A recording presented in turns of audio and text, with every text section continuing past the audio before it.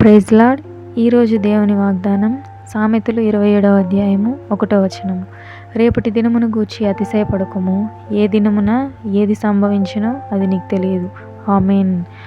ఎందుకంటే ఉదయం మొదలుకొని సాయంత్రము మనం నిద్రపోయేంత వరకు ఏం జరుగుతుందో ఎవరికి తెలియదు, ఎవరి ఊహకు అందదు, ఒక దేవుడికి తప్ప. ఎందుకంటే ఏ దినమునకు ఏది జరగాలో దేవుడు ఆల్రెడీ నిర్ణయించి ఉంటాడు.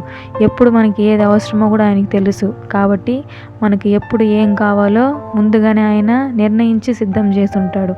కాబట్టి ఏదైనా సరే ఇప్పటికీ ఇది చాలానే సంతృప్తిని కలిగి ఉండాలి. రేపటి దినం గురించి ఆలోచించకూడదు, భయపడకూడదు. ఇప్పటికీ అంటే ప్రస్తుతానికి ఈ రోజుకి దేవుడు నాకు ఇచ్చినది ఇదే చాలు అని ఈ రోజును గూర్చి సంతృప్తి చెందాలి. రేపటిని గూర్చి ఆలోచన విడిచిపెట్టాలి. మనకు ఎప్పుడు ఏం కావాలో అది ఆయనకు ముందుగానే తెలుసు. కాబట్టి ముందుగానే సిద్ధం చేసి ఉంటాడు కూడా.